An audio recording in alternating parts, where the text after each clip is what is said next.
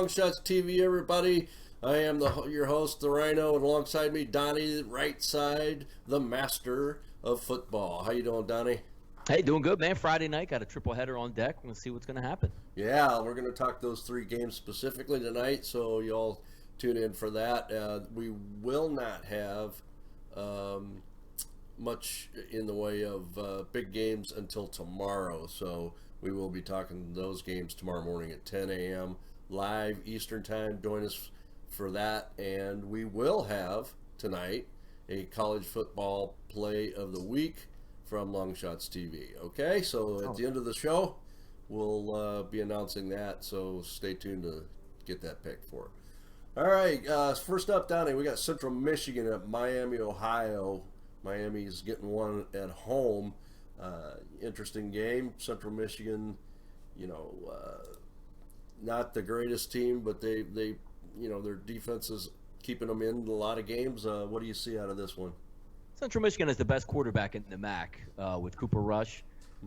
Anytime he's on the field, he's probably the best player in the field on the MAC just because he plays the quarterback position. Good mobile feet. Central Michigan a little bit behind the eight ball tonight. Two of their top three rushers are out for this game. They did get dinged up at wide out over the year, but they still have two solid wide receivers. On the flip side, Miami, Ohio, looks like they're coming into their own after opening up the season with 4 straight losses. They have 3 straight wins, not over the best competition in MAC football, but yet they still are wins. Billy Ball started out earlier this season as the starter at quarterback, has given way to Ragland, who was the starter last year. Not super impressive on offense. Have a couple good wide receivers, couple decent running backs, but their play over the last couple weeks, their defense has stimulated that, and it's going to be an interesting one. One interesting line movement in this game, Tony. Central Michigan opened up a 3.5-point favorite. They're now Central Michigan is now getting 1.5 across the board at this point. So very interesting line movement. This morning you could have gotten +3. If you still like Miami of Ohio, you're now laying 1.5. Nice. So maybe some smart money came in on that side, huh? Yeah, Spalding. I mean, Spalding wasn't supposed to play all week long, but it looks obviously he's out for the game. Maybe that just spurred some public action to go on it. I'm not sure. Right. Yeah, would make some sense. I mean, they're Central Michigan's averaging what? Let's see here. They're averaging 20. No, I'm sorry, 29. Yeah, 29 a game. And Miami, Ohio is 20. But the rushing yards is what I see that sticks out.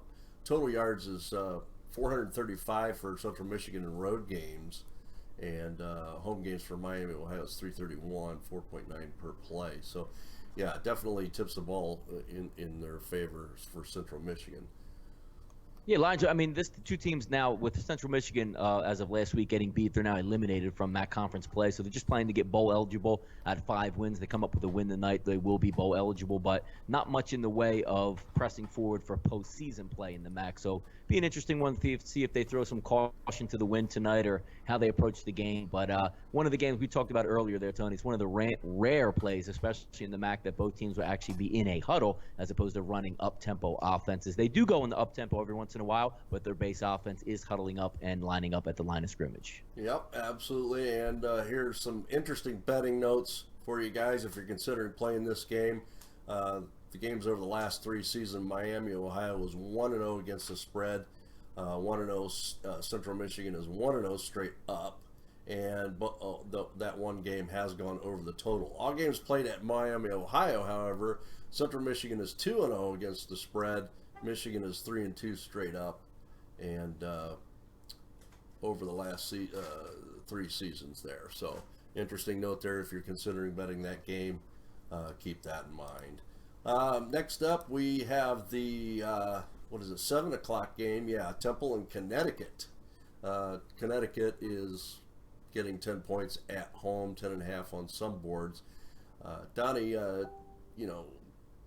Temple, they haven't been exactly rolling over everybody. Do you think 10 points is a good play? I think it's about right. I mean, Temple looks like they're the class of this side of the AAC conference. Blew out SMU. Close loss to Memphis, beat UCF on a miracle at the end of the game, and then destroyed South Florida, which South Florida, very good football team, and they manhandled them at home at the Link, and put away Cincinnati at the Link as well. The one interesting thing with UConn is when they're at home, they tend to take things into the gutter. That means slow the game tempo down, play good defense, run the football, get some breaks. Sheriffs, I don't think, is a very good quarterback. They don't even know if he's going to start tonight. The backup isn't much better. So UConn's in a precarious situation. They fired their offensive coordinator. I shouldn't say fired him. Demoted the offensive coordinator, put their running backs coach now in place to call plays. So it's a little bit of uncertainty in this game. If you're looking at from a betting perspective, the over-under is very low. And just some quick keys that I wrote down a little bit when I was capping this game. Haven't made a decision on which way I'm going to go in it, but UConn giving up in AAC play 42 points, 9 points, 42, 24, and 41. Temple on the flip side scoring in AAC action 45, 27, 26, 46, and 34. So if UConn comes out on their side of the football, typically, Tony, as you know, when you fire your offensive coordinator or demote him, you're not looking for the same type of action. Right. Slow it down. A lot of read, a lot of handoffs and all that stuff. You're looking for more of an innovative type offense. So that means maybe going for it on fourth down, running a little bit of up tempo, just doing something different. Because if you watched last week versus ECU, that was a team that absolutely quit on offense. ECU, good football team on offense, very pedestrian on defense. They barely could move the football, went to the backup quarterback late in the fourth quarter. Didn't matter. They both looked terrible. So kind of an interesting sidebar tonight is which UConn offense you're actually going to get in this one. Yeah, true. And, there's they only have a couple of injuries there that's not really hurting them at all. Temple, on the other hand, has a few key players that are hurt for this game. But Temple's 1-0 against the spread against UConn the last 3 years, and that game went under the total as well. All games, though, Temple is 9-1 versus the spread against Connecticut. So that's also interesting to note if you're capping that game. All right. Any other notes on that game, Johnny? Interesting one. I mean, 7 o'clock start. I think Temple's going to win this football game because they're very well coached, veteran quarterback, 2 very good running backs, and a good defensive scheme. I don't know, one of my rules of thumb in the industry and learning as you go is you can't lay double digits on the road, even though I do think Temple's going to win the game. And also there's a bit of uncertainty on the UConn side. It's hard to prepare from what you see on film to what you're not even going to get. It's going from one offense maybe to another. You have to prepare for a lot. If it was just if UConn played well last week versus East Carolina, no changes were made, Temple probably would roll them. I remember last year, the last game of the season at the Link, I did have it, which is the one you said they're 1-0 covering. It was a low-scoring affair. Bryant Sheriffs, was out for that game. Temple won that game, just manhandled UConn. Something like I don't remember the score, maybe 24-3 or something really low scoring like that, but it was an easy victory. They had to cover 14 and covered it easily. Just hard to bet a side in this one, Tony, without knowing what UConn is going to do. Yeah, absolutely. I agree with you. San Jose State and Boise State. Boise is ranked number 24 at 10-15 game. 30 points is what they're giving up in this game, Donnie. Do you think they can cover that? The way their styles line up, I think they can cover it, but I mean, I haven't really been in the business of covering, 4+ touchdown spreads. There's obviously better value on the board tomorrow.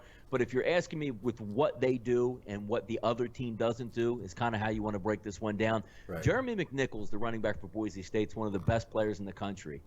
He's going to do whatever he wants against that San Jose State defense. 234 yards on the ground. San Jose average is giving up at 5.5 yards per carry. And that really spiked when they played New Mexico, which is a strict running triple option team. They just blew them right off the map. I don't know how out of hand it will get, and I don't know how focused Boise is going to be where their bubble popped last week with a loss to Wyoming. Are they going to win the football game? Yes. But in the fourth quarter when they're up 35, do they really care if they stretch it to 42? Rippon's a good quarterback. Spurbeck's a great wide receiver. They have another great wide receiver on the other side. They have everything you need to pound San Jose State into the ground. San Jose State has one player to watch out for. That's Kenny Potter at quarterback. Good mobile, good with a good arm. The question in this one is if they're down 35, can Kenny Potter cover the line? I believe he can. This is one I'm staying far away from, but do I think Boise State can cover the spread? First half, I think they might bust them up pretty good. Awesome. So that might be a good first half play. Yeah, I wouldn't mess around with the full game on that one with 30. No way. Okay. Yeah, Boise State is 4-1 against the spread versus San Jose State since 92, 5-0 straight up. And over the last 3 seasons, 3 of 3 games have gone under the total. It's an interesting one in this one also, Tony, with Boise State. I mean, you're looking at them. Close loss last week on the road. Good Wyoming team. Wyoming's coming on. They're Yeah. certainly no slouch, and it's a tough loss, but it's not one of those head scratchers there. Boise State on the season 7-1 overall with a -9 turnover ratio. It's almost unheard of. Man, interesting. Okay, so that's a good note. You want to watch that game, but like Donnie said, good advice: stay away from that game. Yeah. It's not one you want to. I generally, as a rule of thumb, whenever there's a game that's 19, 20 points, I'm going to stay away from it.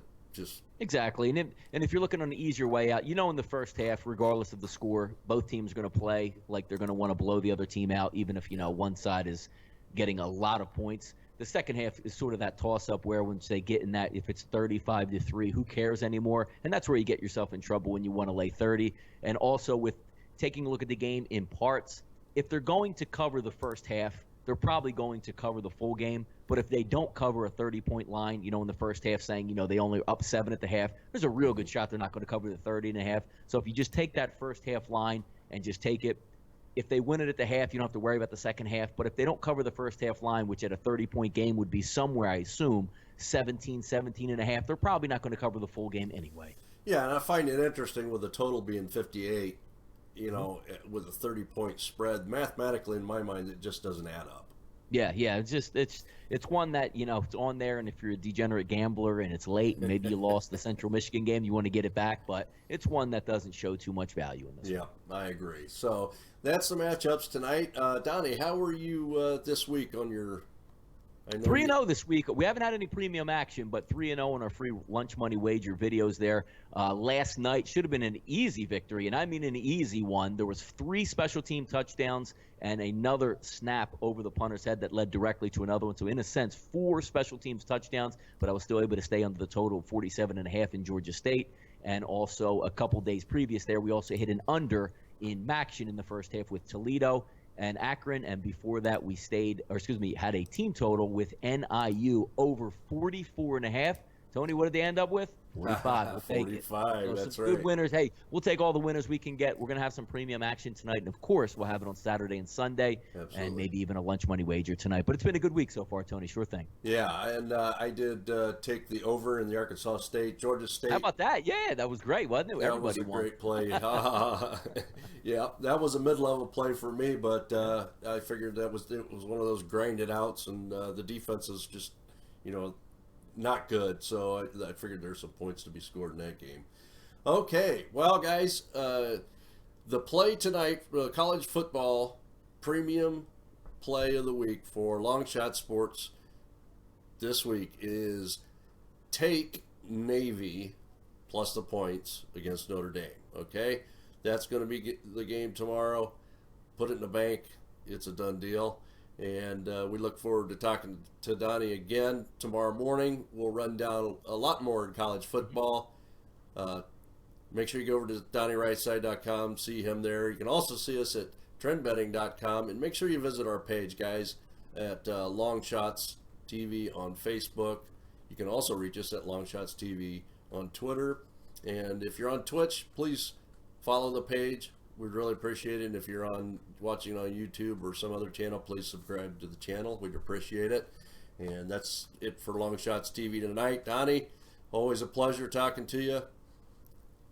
And we'll Time to study up tonight, and we'll do it again tomorrow, Tony. Absolutely, and we'll see you in the morning. All right, guys, take a shot with LongShots. We are the game. Take care. Even get to